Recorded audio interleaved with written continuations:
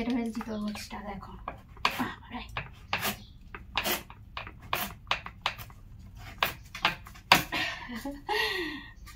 Hi guys, তোমাদের সঙ্গে নতুন ব্লগ নিয়ে চলে এসেছি। তো আজকে শিবরাত্রি, তাই জন্য আমার মেয়ে আর আমি জল ঢালতে যাচ্ছি। তো পুরো ভিডিওটা দেখতে থাকো, স্কিপ না করে।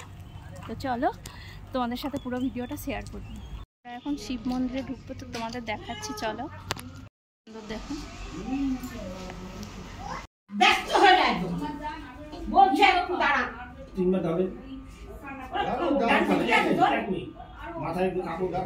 আমার শাশুড়ি, এদিকে তাকাও।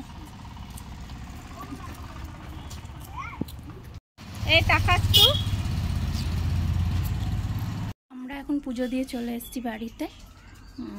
তো পেটে তো কিছু দিতে হবে, সকাল থেকে কিছু খায়নি, খিদেও পাচ্ছে না, বাট দিতে হবে একটু। তো চলো আমরা দেখাই আমি কি খাবো, চলো তোমাদের সাথে শেয়ার করি সেটা।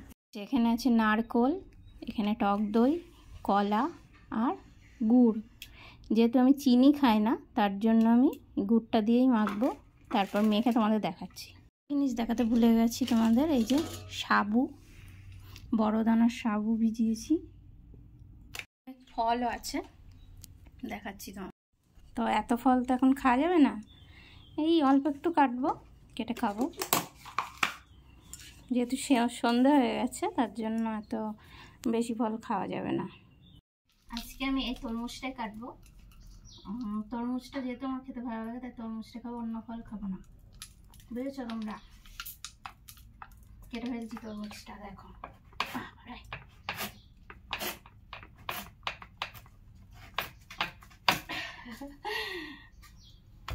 হলো শেষ পর্যন্ত।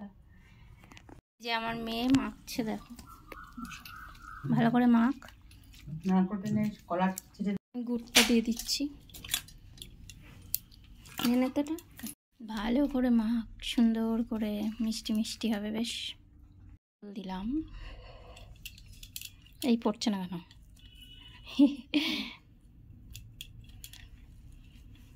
নে তো তুই জম্পেস্ট। হেভি হবে সাবু মাখাটা। সাবুর বাটি নিয়ে চলে এসেছি, দেখুন মেয়ে কেমন মেখেছে। আমি তো যারা যারা শিবরাত্রি করছো, তোমরা সবাইকে সাবু খাচ্ছ নাকি অন্য কিছু খাচ্ছ, সেটা কমেন্টে জানি।